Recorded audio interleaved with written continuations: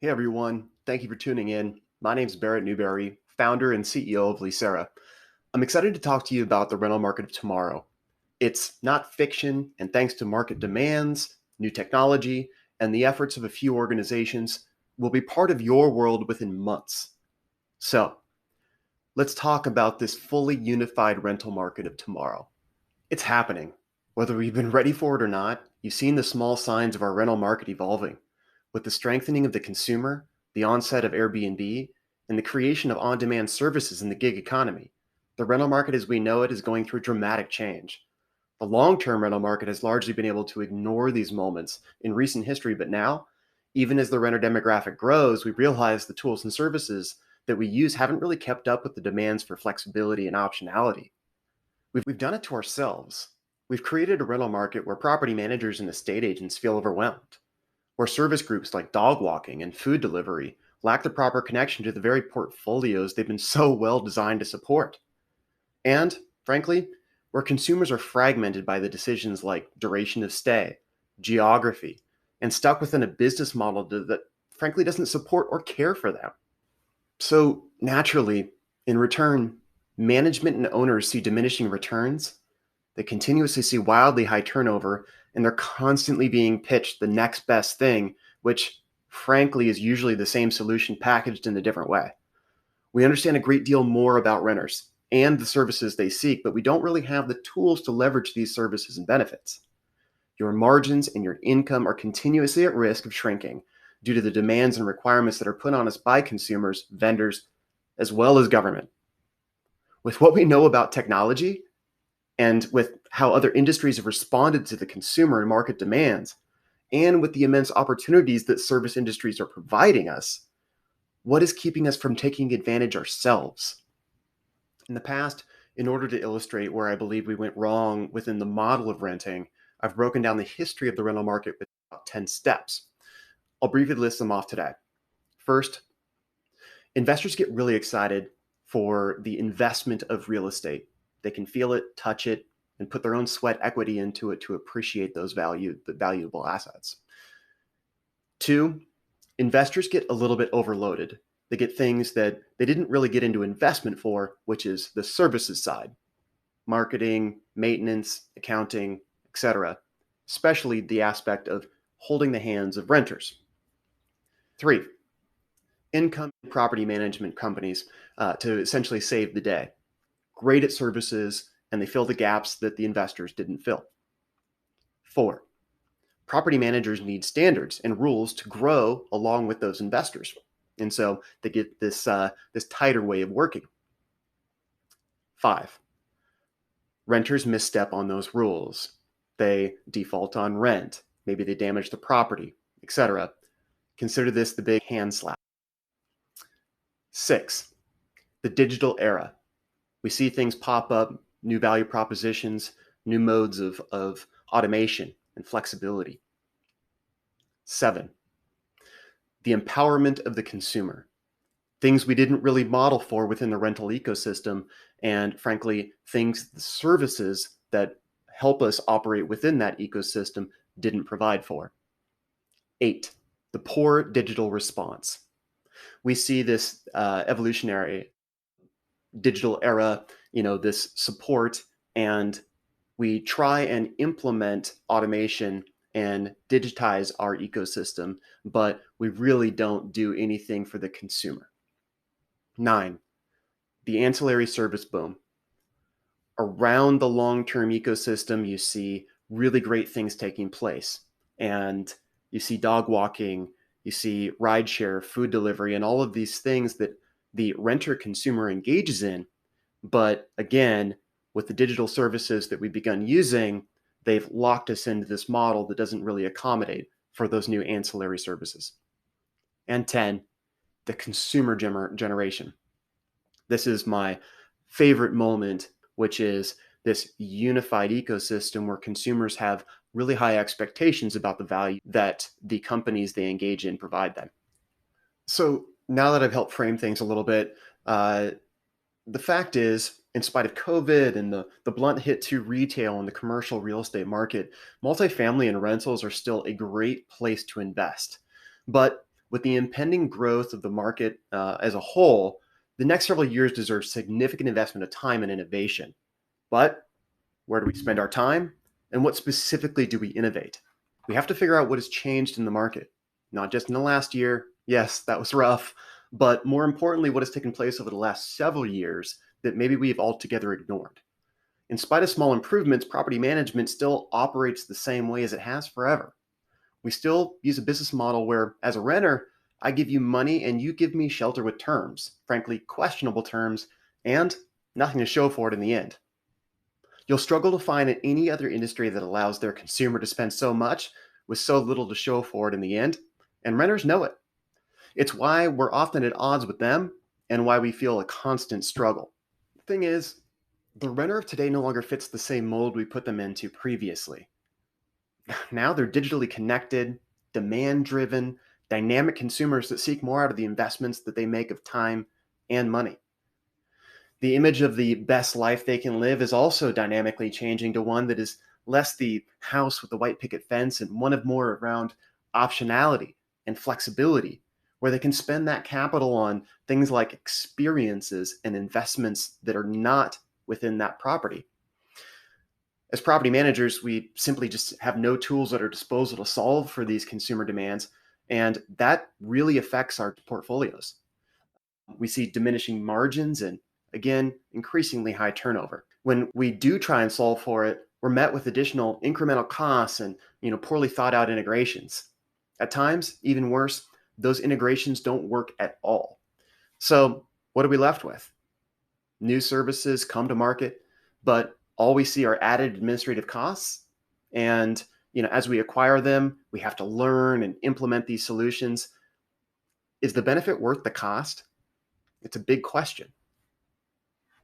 To us, it's not so much about whether it's worth it, but more so about the fact that you really can't afford not to make the investment. You just simply have to think about what those investments are and make the right decision.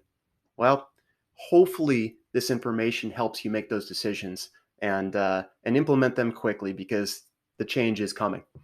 We now have so many tools that help us increase lead generation and the quality of those leads, increase the strength of our brand, and work with local and national teams to help us fill the gaps that our organizations weren't necessarily built to fill prior. We have more efficient background checks and verification services, security deposit alternatives, credit reporting, touchless building access, IoT, and more. The kicker? Many of us are still in the process of enabling online payments. Those that have more sophisticated accounting and reporting systems don't actually know if they're using those accounting and reporting systems correctly. It's a big challenge.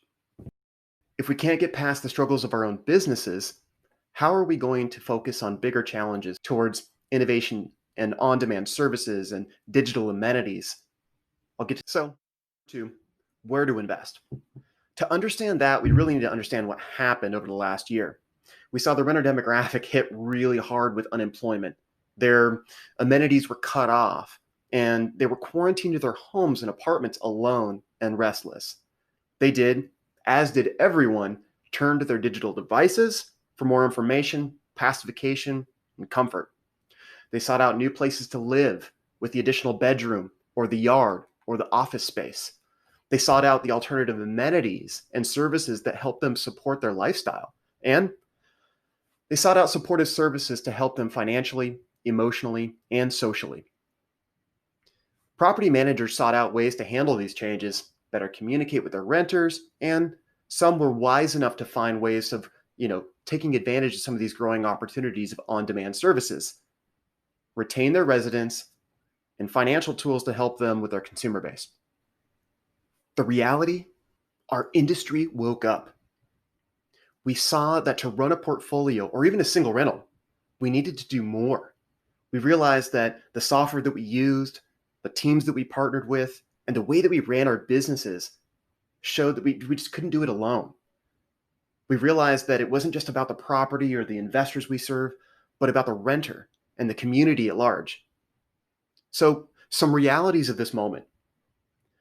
If you hadn't implemented great consumer service and started appreciating your renters, consumers will leave you for a better situation.